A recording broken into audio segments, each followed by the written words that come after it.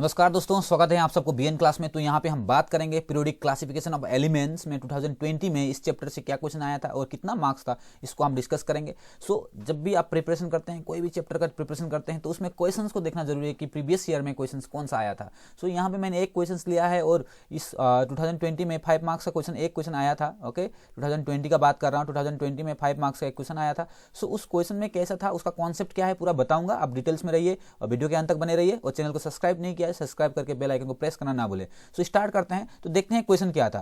The position of the certain elements in modern periodic tables shown below. तो modern periodic table का कुछ elements को यहाँ पे दिया गया है। ठीक है, ये मैं 2020 का बात कर रहा हूँ। 26 नंबर क्वेश्चन में था। तो उसके बाद यहाँ पे दिया गया है इस तरह से, इधर में आपका क्या हो गया, ये पीरियड हो गया और इस टाइप से अलग अलग ग्रुप दिया हुआ है। ओके, ग्रुप 1, 2, 10, 3 से 12 तक यहाँ पे है और बीच में 13, 14, 15, 16, 17, 18। तो पहले आपको ध्यान से इसको रीड करना है। ओके, इस चीज़ को रीड करना है। उसके बाद पीरियड दिया है 1, 2, 3 पीरियड है। इस तरह से 1, 2, 3 पीरियड है, ग्रुप है इस टाइप का। ठीक है, using the above table answer the following questions using reason in each case. Okay, आपको रीजन देना है। ऐसा नहीं है कि आपने बता दिया क्यों क्या है इसका आंसर, और आपको रीजन भी देना है किस लिए इसका आंसर ये हो गया। पहला क्वेश्चन को लेते हैं। पहला क्वेश्चन है विच elements will form only covalent compound. तो कोवेलेंट कंपाउंड कौन फॉर्म करेगा बोल के पहला क्वेश्चन से। आपको यहाँ पे बताना है कि जो ABCD जो दिया है एलिमेंट, उसी में से आपको बताना है। कोवेलेंट कंपाउंड फॉर्म करने के लिए आपको सबसे पहले इसको हम सिलेक्ट करेंगे। कोवेलेंट कंपाउंड कौन फॉर्म करेगा, ई कोवेलेंट कंपाउंड फॉर्म करेगा। आप आंसर कैसे लिखेंगे, element E will form covalent compound. तो पहले तो क्या बताएंगे, एलिमेंट ई जो है कोवेलेंट कंपाउंड फॉर्म करेगा, ये बताया आपने। अब रीजन क्या होगा, इसका रीजन क्या होगा, आप देखिए जो ग्रुप 14 जो है, ग्रुप 14 में उसका आउटर मोस्ट सेल में 4 इलेक्ट्रॉन्स होंगे। कितना इलेक्ट्रॉन्स होंगे, 4 इलेक्ट्रॉन्स होंगे। ठीक है, ग्रुप 14 का एलिमेंट में आउटर मोस्ट सेल में 4 इलेक्ट्रॉन्स होंगे। बॉन्डिंग फॉर्मेशन में ये 4 इलेक्ट्रॉन पार्टिसिपेट करेगा and it form the covalent bond. Covalent bond क्यों फॉर्म करता है, because it share the electron. ये शेयर द इलेक्ट्रॉन करता है। ओके, इलेक्ट्रॉन को शेयरिंग करेंगे ये लोग। इलेक्ट्रॉन को शेयर करके जो बॉन्ड फॉर्म करता है उसको कोवेलेंट बॉन्ड बोलते हैं, क्योंकि उसके पास 4 इलेक्ट्रॉन है आउटर मोस्ट सेल में। ओके, 4 इलेक्ट्रॉन है, तो इसको 4 इलेक्ट्रॉन देना या 4 इलेक्ट्रॉन लेना बहुत मुश्किल होता है। इसको ओवरकम करने के लिए ये क्या करता है, इलेक्ट्रॉन को शेयरिंग करता है। जो इलेक्ट्रॉन को शेयरिंग करके बॉन्ड फॉर्मेशन करता है उसको हम कोवेलेंट बॉन्ड बोलते हैं। तो रीजन क्या हो जाएगा, because it form the bond by sharing the electron. Okay, bond form करता है शेयरिंग द इलेक्ट्रॉन। इलेक्ट्रॉन को शेयर करके बॉन्ड फॉर्म करता है, इसलिए इसका कोवेलेंट बॉन्ड हो जाएगा। तो पहला आंसर हो गया। एक आंसर में आपको 1 मार्क्स मिलेंगे। इस क्वेश्चन में कितना था, इसमें टोटल 5 मार्क्स है। देखिए यहाँ पे 5 मार्क्स है।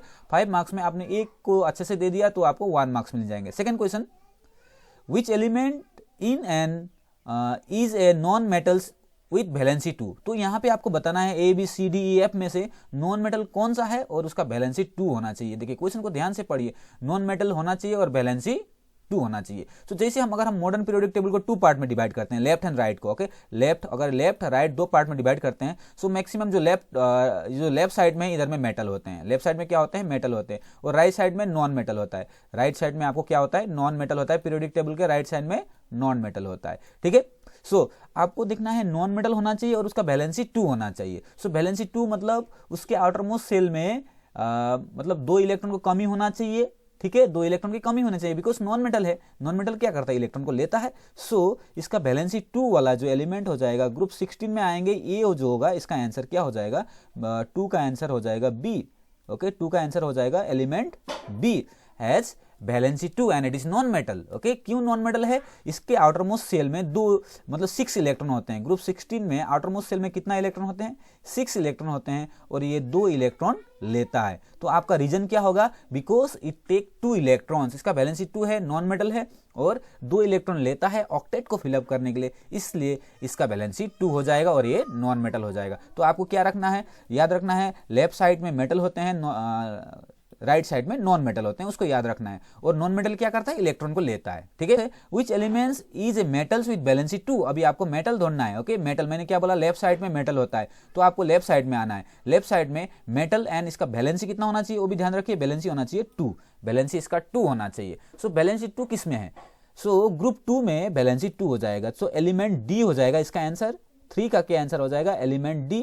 ओके, एलिमेंट D इसका वैलेंसी 2 हो जाएगा एंड ये मेटल है। क्यों मेटल है, क्योंकि ये लेफ्ट साइड में है, इसलिए ये मेटल है। और ये क्या करता है, ये take 2 electrons, it donate non metal क्या बोला था मैंने, नॉन मेटल इलेक्ट्रॉन लेता है, लेकिन जो मेटल जो है, मेटल क्या करता है, इलेक्ट्रॉन डोनेट करता है, ये 2 इलेक्ट्रॉन डोनेट कर देगा, दूसरा को 2 इलेक्ट्रॉन दे देगा, ठीक है। सो ये इसका वैलेंसी 2 हो जाएगा, यानी ये मेटल है, ठीक है ना। देन नेक्स्ट क्वेश्चन को देखते हैं, out of HCF which has larger atomic size. Okay, अब ये देखिए HCF कहाँ पे है, ग्रुप 18 में जाइए आप, ग्रुप 18 में जब जाएंगे तो आपको HCF दिखता है। ओके, HCF दैट मीन्स कोई एलिमेंट है, आपको नहीं बताया कि क्या एलिमेंट है, क्या है, आपको ध्यान नहीं देना है उसमें, आपको बस इतना चीज याद रखना है कि कौन सा ग्रुप में है और कौन सा पीरियड में है, ठीक है। सो आपको एक बताता हूं कि जो एटॉमिक साइज कैसे होता है। जब हम लेफ्ट से राइट की तरफ जाते हैं पीरियोडिक टेबल में, जब लेफ्ट से राइट की तरफ जाते हैं, मान लीजिए आप यहाँ है और आप इस तरह से राइट की तरफ जाते हैं,